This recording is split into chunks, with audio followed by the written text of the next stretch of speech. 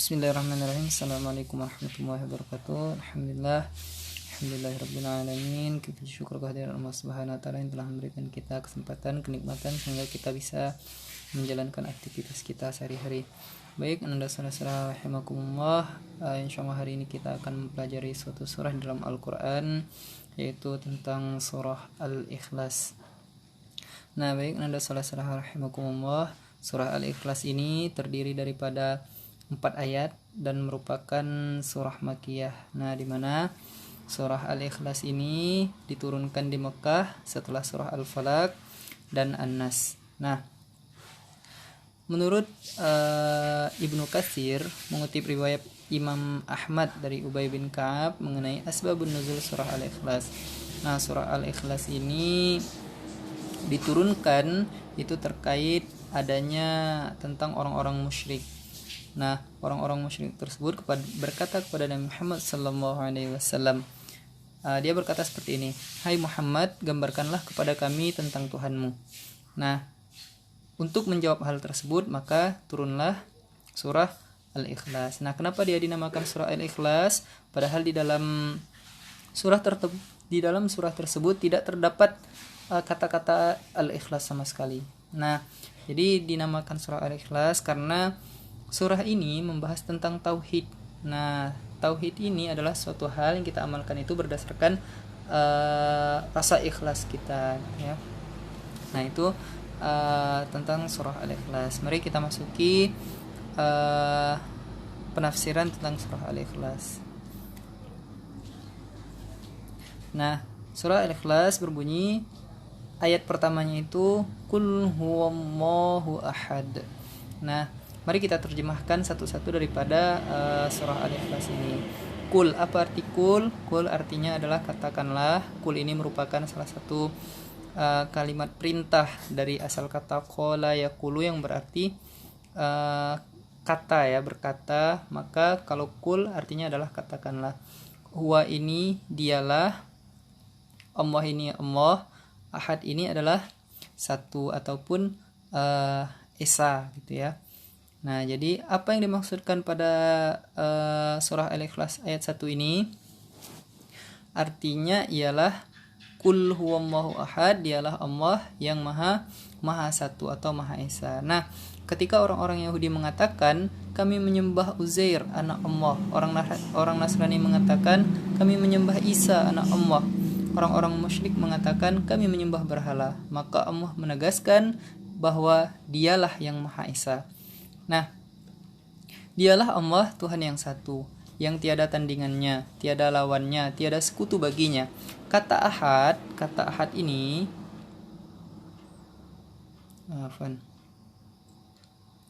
Jadi kata ahad, nah itu terambil dari kata wahdah yang artinya adalah kesatuan. Juga kata wahid yang berarti satu. Kata ahad dalam ayat ini berfungsi sebagai sifat. Nah, kata ahad di sini berfungsi sebagai sifat.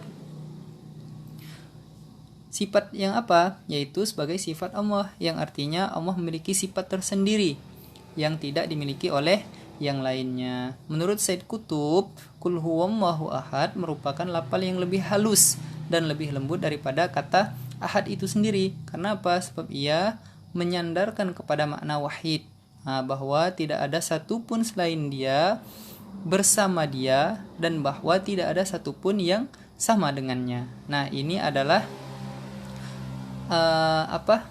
ahadiyatul wujud. Nah, keesaan wujud. Nah, jadi tidak ada satu wujud pun daripada yang lain selain Allah Subhanahu wa taala. Nah, karena itu tidak ada hakikat kecuali hakikatnya, dan tidak ada wujud yang hakiki kecuali wujudnya. Segala maujud yang ada yang lain hanyalah berkembang atau muncul dari wujud yang hakiki itu, dan berkembang dari wujud yang zatiyah itu. Nah, itu adalah maksud daripada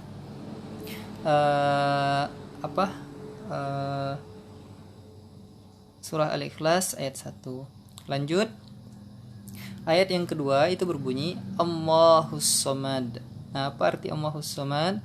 Allah itu artinya Allah. As-Samad ini adalah bergantung kepadanya segala sesuatu, dalam artian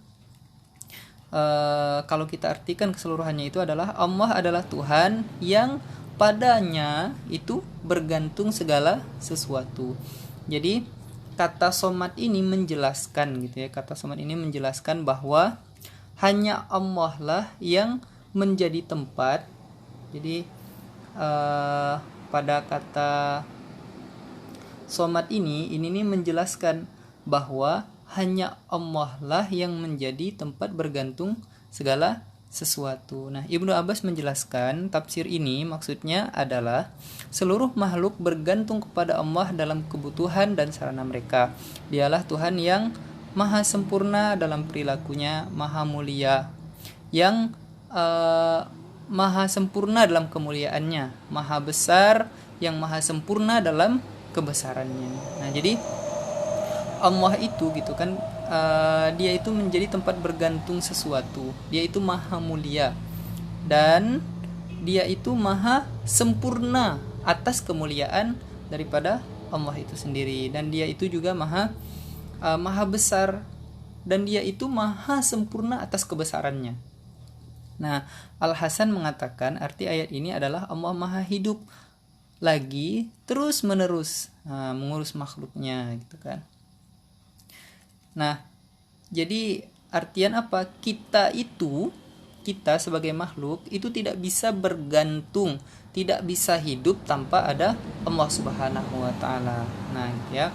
Jadi menurut tafsir Al-Misbah, As-Samad itu kan terambil dari kata kerja somada ya. Somada. Jadi kata somad ini diambil dari kata somada.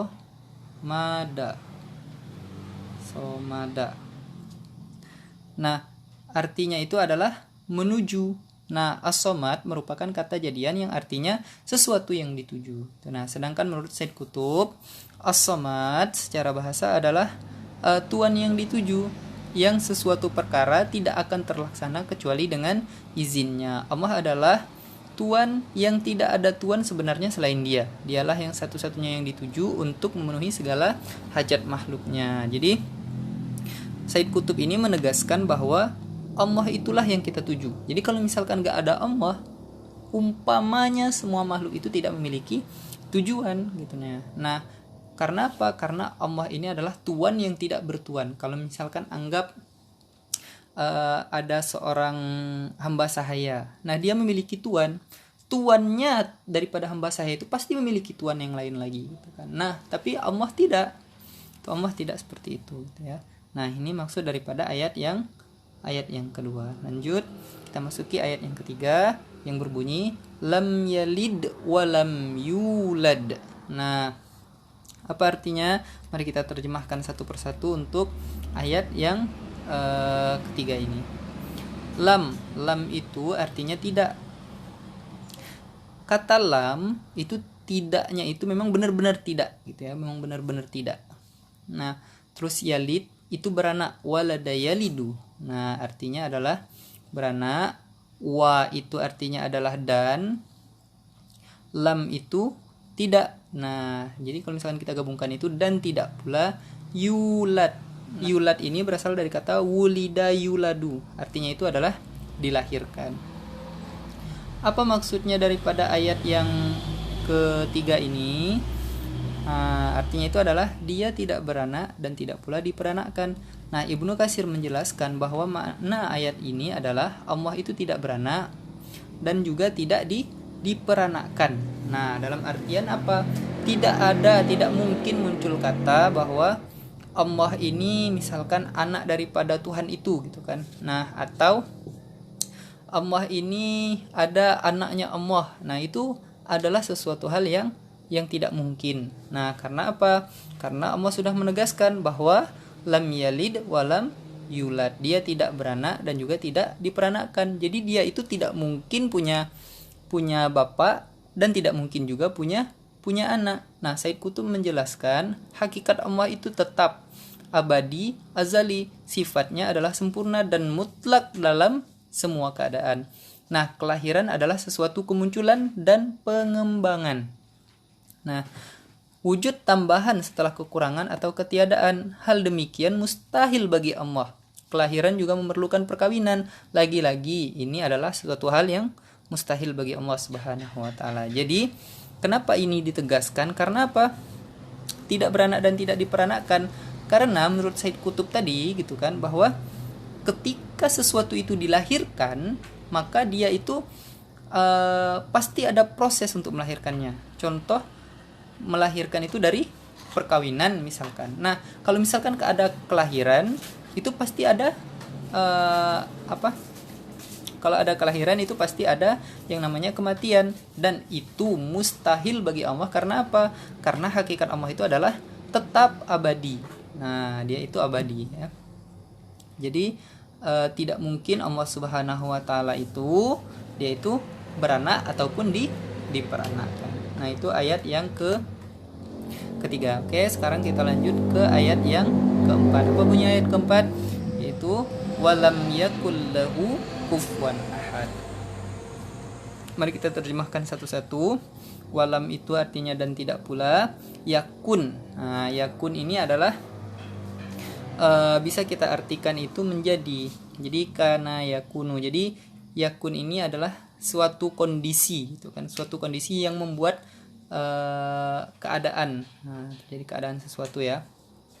Lahu ini adalah kata kepemilikan yang menunjukkan untuk dia. Nah, lahu kata kepemilikan dia. Kufuan. Nah, kufuan ini artinya itu sama ya, sama ataupun setara. Ahad ini sama seperti yang tadi ya. Ahadun ini adalah satupun atau sesuatu apapun. Nah, gitu ya. Jadi kalau misalkan kita terjemahkan ini secara keseluruhan, itu artinya adalah dan tidak ada seorang pun yang setara dengan dia, dan tidak ada pula satupun yang memiliki kesamaan dengannya itu satupun. Dan tidak pula bagi Allah Subhanahu wa taala itu sama dengannya itu walau satu pun. Nah, gitu ya. Jadi kata kufuan di sini, kata kufuan ini ya, kata kufuan itu terambil dari kata kufu yang artinya adalah sama. Nah, tidak ada seorang pun yang setara apalagi sama dengan Allah Subhanahu wa taala. Nah, dialah yang memiliki segala sesuatu dan yang menciptakannya. Maka mana mungkin dia memiliki tandingan dari kalangan makhluknya yang bisa mendekati atau menyamainya. Jadi kenapa dikatakan tidak ada satupun? Jadi Allah tuh tidak memiliki sesuatu yang sama dengan dia. Karena apa? Karena segala sesuatu yang ada itu adalah ciptaan dia. Jadi sebuah hal yang mustahil itu kalau misalkan ada yang sama setara dengan Allah Subhanahu wa taala tersebut. Nah, menurut Said Qutb, makna ayat ini adalah bahwa tidak ada yang sebanding dengan Allah Subhanahu wa taala, apalagi setara dengan Allah Subhanahu wa taala. Nah, baik dalam hakikat wujudnya maupun dalam sifat zatiyahnya. Nah, itu ya.